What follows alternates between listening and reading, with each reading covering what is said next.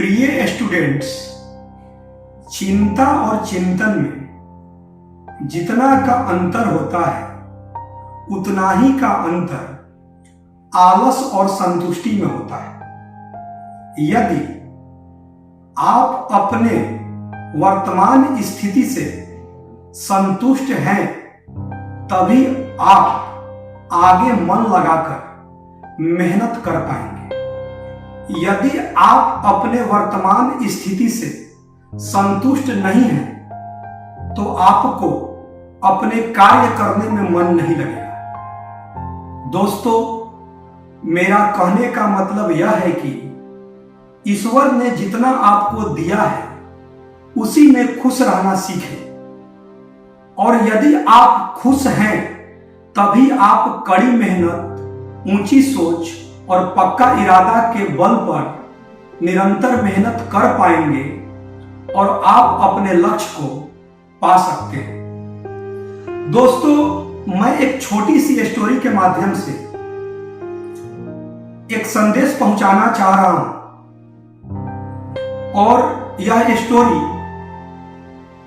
बहुत सारे स्टूडेंट्स के जीवन और उसको आगे बढ़ने के लिए प्रेरित भी कर सकता है।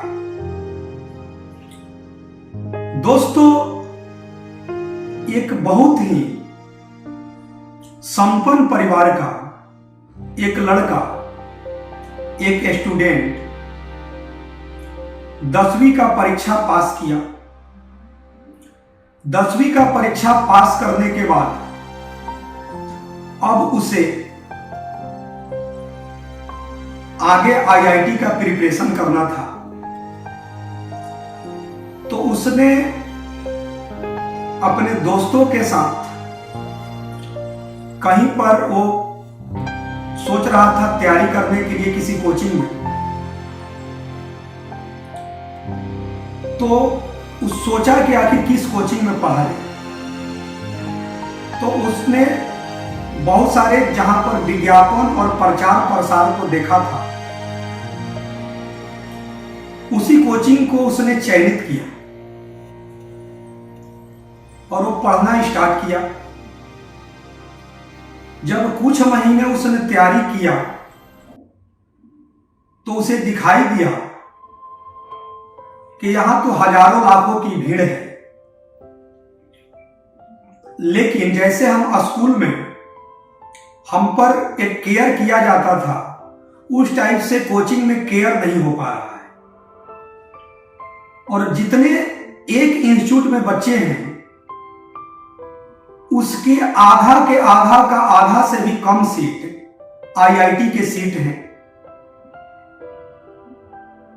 तो इसका मतलब यह हुआ, वो थोड़ा सा अपने से कैलकुलेशन करने लगा।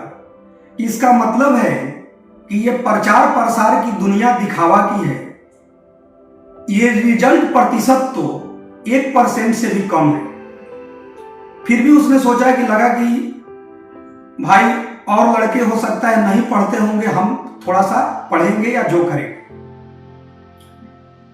कुछ महीना पढ़ते पढ़ते उसको लगा कि ये 10th से थोड़ा सा आईआईटी का सिलेबस थोड़ा सा टफ है,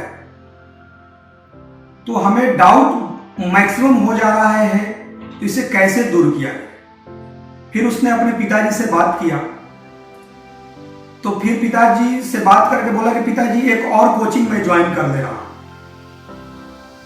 तो फिर कौन सा भाई? तो फिर एक और कोचिंग जिसका पूरा प्रचार प्रसार, बोर्ड बैनर बहुत लगे थे, सोशल मीडिया पर बहुत प्रचार था, बहुत दिखावा था, उस कोचिंग को ज्वाइन कर लिया। मतलब एक साथ सुबह में दूसरा कोचिंग, शाम को दूसरा कोचिंग जाने लगा। 2 साल बीत गए तो उसका रिजल्ट नहीं आया। जब रिजल्ट उसका नहीं आया तो उसने ये सोचा कि 1 साल और ड्रॉप करके और फिर से तैयारी किया है। क्योंकि उसको सबसे बड़ी दिक्कत थी कि वो ये नहीं समझता था कि सेल्फ स्टडी से रिजल्ट आते हैं।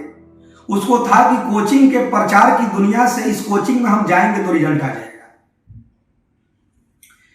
तो उसने 1 साल के लिए फिर एडमिशन ले लिया। एक दिन सुबह में जैसे ही वो घर से निकल रहा था तो उसे एक बहुत बड़ा बंगला दिखाई दिया। तो उस बच्चे को लगा कि यार ये बंगला जो है ऐसा मेरा भी होता। फिर कुछ देर के बाद ऐसा सोच ही रहा था कि वहीं पर देखा कि एक इंसान 4 व्हीलर से उतर रहा है और उसे लोग माला पहनाकर स्वागत कर रहे हैं और बहुत उसे रिस्पेक्ट दे रहे हैं। तो इसे लगा कि यार ये बंगला नहीं, हमें को इस आदमी जैसा बनना है। फिर कुछ देर के बाद उस आदमी को देख रहा था कि उसको बहुत रिस्पेक्ट मिल रहा था। हो सकता है कोई लीडर हो या कोई बिजनेसमैन हो। वो क्या किया, वो देख रहा था और सोच रहा था ऐसे सर पर ऐसे करके और ऊपर से आसमान की तरफ वो देख रहा था, ऐसे करके सर को ऊपर कर दिया था ऐसे,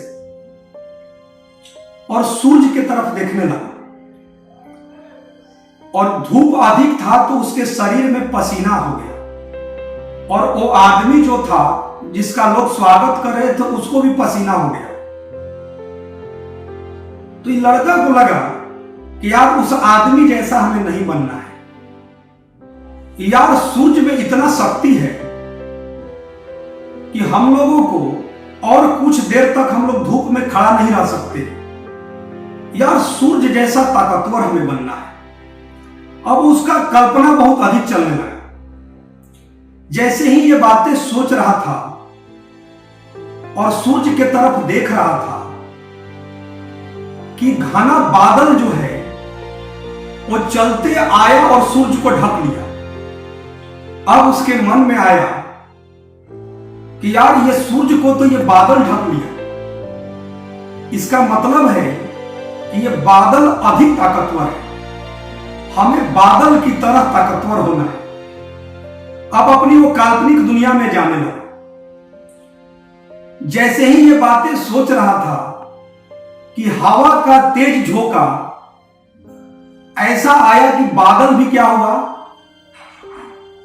हट गया।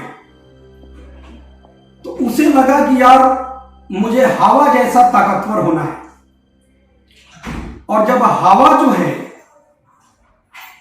वहीं पर जहां खड़ा था कुछ दूरी पर, वो एक पहाड़ से टकरा गया। और जब हवा जब पहाड़ से तेजी से टकराया तो उसकी दिशा भी चेंज हो गया। तो इसे लगा कि यार पहाड़ जैसा हमें अपने जीवन में ताकतवर होना है। जैसे ही ये सोच रहा था तो उसने देखा कि उसी के उम्र का एक बच्चा हथौड़ी लेकर पहाड़ को तोड़ रहा था। तो इसके मन में आया कि यार ये तो बच्चा ताकतवर है, ये तो पहाड़ को भी तोड़ रहा है। फिर उसका माइंड में क्लिक किया, नहीं नहीं यार मुझे मजदूर नहीं बनना है। और वो मतलब उसको मतलब आया कि नहीं यार ये तो पत्थर तोड़ रहा है, ऐसा जीवन हम नहीं जिएंगे। और ऐसे ही ये अपनी कल्पना के बाद फिर अपना सोचा और घर चला गया। कुछ दिन बीत गए और इसने भी आईआईटी का एग्जाम दिया। तो आप दो बातें मान सकते हैं, या तो इसका रिजल्ट नहीं हुआ क्योंकि ये खुद की मेहनत पर विश्वास नहीं कर रहा था, या मान सकते हैं कि हुआ तो रैंक खराब हुआ। तो आप कोई भी एक एग्जाम्पल को रख सकते हैं यदि जीवन में सीखना है, क्योंकि ये खुद पर मेहनत पर इसको था कि कोचिंग के बोर्ड बैनर प्रचार से हजारों की भीड़ लाखों की भीड़ वाले से हमें रिजल्ट आ जाएगा। तो इसका क्या हुआ कि अगले साल भी इसका रिजल्ट नहीं हुआ और ये जाकर रिजल्ट देखने के बाद ये घर पर सो गया।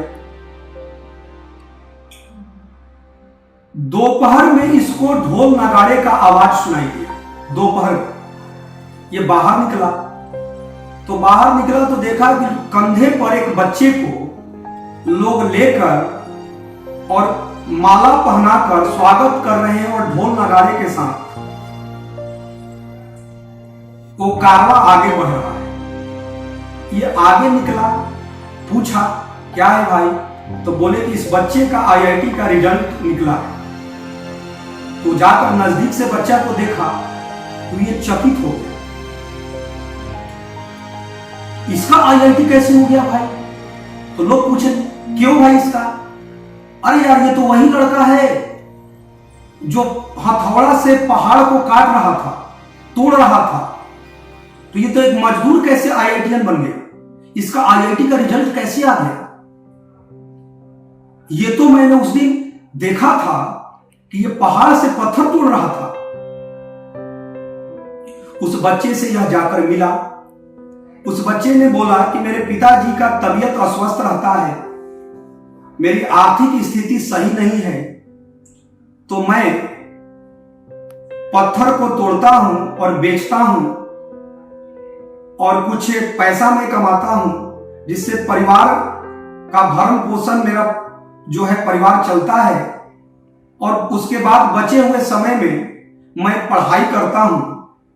और मेरे जो मुझे खुद एहसास है कि कोचिंग एक माध्यम हो सकते हैं, लेकिन सेल्फ स्टडी से ही रिजल्ट आते हैं। इसलिए मैंने दिन रात परिश्रम किया और मेरे कड़ी मेहनत, ऊंची सोच और पक्का इरादा के बल पर मैंने आईआईटी क्रैक किया। तो जो अमीर घर का संपन्न परिवार का बच्चा था वो बहुत ही शर्मा गया कि केवल झूठे सपने देखने से सफलता नहीं मिलते। सफलता के लिए धैर्य का होना जरूरी है और कड़ी मेहनत, ऊंची सोच और पक्का इरादा जरूरी है। इसीलिए दोस्तों मैं कहता हूं कि जीतने वाले छोड़ते नहीं और छोड़ने वाले जीतते नहीं, क्योंकि हार और जीत के बीच के फासले बड़े होते हैं, परंतु नामुमकिन नहीं, क्योंकि बड़ी मंजिल के राहगीर कभी छोटा दिल नहीं रखा करते।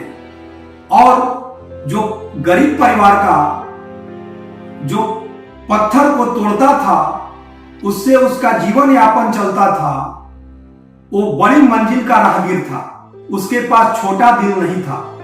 और जो संपन्न परिवार का बच्चा था, यदि वो खुद पर विश्वास करके मेहनत करता तो वह भी अपने जीवन में सफल होता।